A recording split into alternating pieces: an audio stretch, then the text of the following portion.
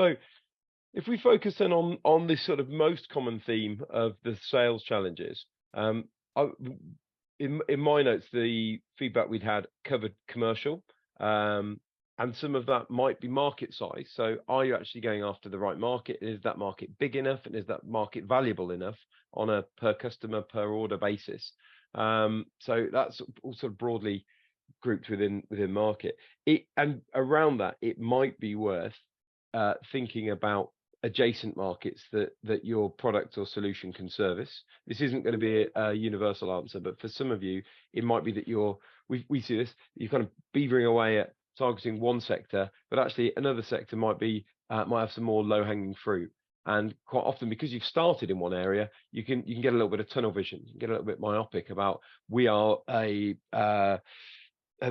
solution for insurtech, so all of our clients should be from the insurance industry. Well, actually, that might well be transferable to other areas of fintech, banking, etc. So that's one tip that we've seen. The second I would say is sales techniques. Quite often we see that what's got you here won't get you there, right? So that first kind of million of sales, and Sam, you absolutely nailed this with, I'm hiring other people and they're not as good as me, and it's such a disappointment, right? And you think, well, I could do it, but you've got perfect market knowledge, you've got perfect product knowledge. You know what's coming up in the third iteration of the product. You know how many customers have already said yes to that when you're talking to a prospect, and you've dealt with every objection that there could be, not only from customers but from advisors, from accelerators kicking you along the way, from prospective investors that you've pitched. That is a different level of 360 intelligence around the business solution that you can offer than a salesperson that you've hired, however great, however hardworking they are.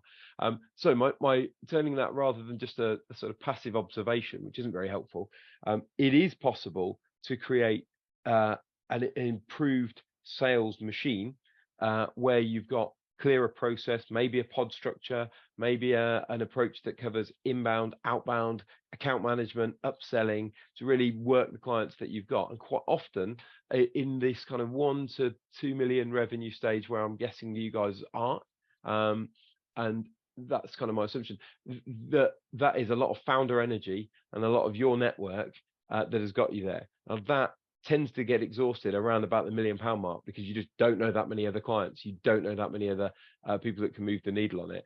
And so whilst that founder energy has got you those early wins, it is usually at the kind of Series A stage that you want to be adding in structure and depth to the team, rather than just more mini U's, because they just won't have the same starting point. Now that is something that can be learned, it's something that can be trained, and it's something that not only you guys can pick up on, but you can deliver to your team, or even bring in outside targeted support around building an effective sales structure post Series A, or in the approach to Series A, for example. By doing that, you're adding a level of additional maturity to the business, not only in the way you're perceiving it and presenting it, but also in giving the tools to the team so that they can properly prospect, and they know where their job begins and ends, that you've got consistent pipeline weighting criteria, so you're not left, as I've been in the past in my own businesses, with lots and lots of 90% on your sales guys boards that never become 100%, right? So things that you can do there to tighten that up do exist. And obviously within VenturePath, we've got a network of experts, including a number with a focus on sales, who can provide this kind of interim sort of guidance. There's an opportunity that I think you guys have all got with this challenge around talking to customers and trying to shorten the sales cycle and trying to really absolutely nail that product market fit piece.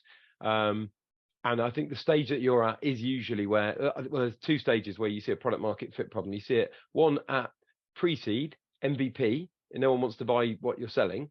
That's pretty painful, and you have to pivot away from that. And you see it now, which is you've sold it to some people and you've got a good plan, and more people should be wanting to buy it, but they're not quite biting yet. So the way I would turn this into more of an opportunity, because rightly so, you've all kind of flagged it as a pain point, is the fact that you are having this level of soul searching and customer insight gathering and conversations with customers and prospects and really learning from every decision, whether it's a yes, no, maybe, or it's a deferred decision. But all of that is really, really valuable data that bigger companies in your space lose touch with, right? Because they've got themselves into a position that it is a bit more replicable, which means they pay less attention often to sales feedback, good, bad, or indifferent. Whereas you guys are keenly listening to it. And I just flag that as even if it kind of feels like hard work, there's value being created there because you're listening to customers in a way that is going to inform your future direction, your next iteration of the product, the way you're selling it, the way you're marketing it, the way you're asking hires in your team to sell and market the business. And that is really, really valuable. So it's just kind of a pep in the arm a little bit there to try and remind you that if it's hard and difficult, it is value being created, as long as you're banking that learning, right? So making sure that you're ensuring that the feedback that you're getting from clients and not just clients, from client fails, from prospects that you don't win, there's arguably more value in why they didn't buy than a client saying, yeah, I bought it and I'm happy. So one to really think, actually, how are you tracking that? Is it in a CRM system? How often is it being surfaced as a KPI? Are you discussing it as a board? Is it making it into management meetings? Because that bit of learning, if it's missed, it means that all of this hard work is kind of for nothing, and you're carrying on throwing mud at the wall, seeing what will stick, versus thinking, right, the consistent thing we're hearing is people don't see the ROI on our big enterprise SaaS sales thing. Let's lead with some ROI case studies. Actually, the thing that isn't resonating is how immediately this could be impactful to the client's workflow, productivity, profitability. Let's lead with the fact that delaying 6, 9, 12 months your purchase decision is going to cost you £1 million of productivity, £1 million of lost profitability, whatever it is. So if you begin to hone in on these things, it can really help you create a sharper pitch. And that sharper pitch, even to the same people that you're currently prospecting, might be one of those levers that moves the dial on getting these getting this sort of slow, challenging, tricky sales activity to move a little bit faster. The two other ones that we're seeing elsewhere as reasons that businesses are kind of thinking about how they get to the next stage. One is management capacity, and I think you guys touched on that a little bit. Certainly, David, in terms of nurturing all these enterprise leads and kind of spreading yourself quite thinly. You've just closed the funding round. There's been it will have been a distraction from running the business, as we all know.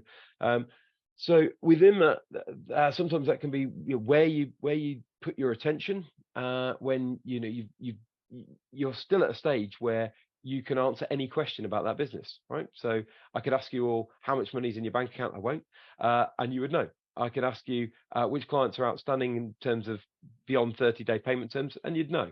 I can ask you where we are with the latest product iteration, and again, you would know. One of the things there is around how you can bolster your management capacity, and that might not just be clone yourself or hire mini-yous. It could be by using this point in time to really think through where you can bring in additional specialist support, and that might be consultants, it might be non-exec, it might be fractional service providers, people that can come in and do a day a week on CMO work for you. And these guys exist. We've collated a whole chunk of these into the Venture Path Expert Network, but that might be something to consider now, because whilst your time is horribly divided, it's also pretty critical that you're spending your time in the right areas, and those right areas will differ a little bit from each of your businesses.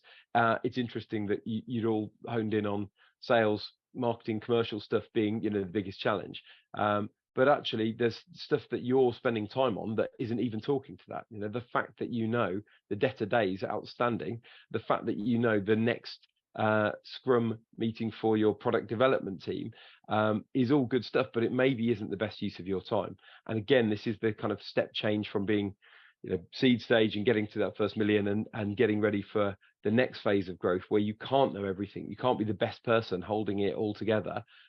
And often the challenge right now is that's all well and good, but we can't hire a C-suite of 100K, hire COOs, CMOs, CROs, etc. Well, actually, looking at this with a fractional approach is quite a good hack to get some of that expertise into the business. And quite often, you don't need that fractional expertise to deliver the work. You need them to direct the work. And them saying, look, this is a better sales approach, or this is a more effective marketing plan based on our experience of working with similar clients at similar stages. You can then kind of be left on your own for the next 4 days, making sure that's happening within the team, rather than handing it over to a 100K CMO. So something that you might want to think about when you are feeling a bit stretched, and if nothing else, if that frees up a day or two of your time to focus on the commercial challenges in the business, that's where you're not only thinking, right, here might be the solution, but you're also getting an idea of what the how you're going to make the space to resource that solution. Because that's the other challenge, right, isn't it? It's all well and good that there are solutions out there, but you probably don't have large chunks of spare time at the moment.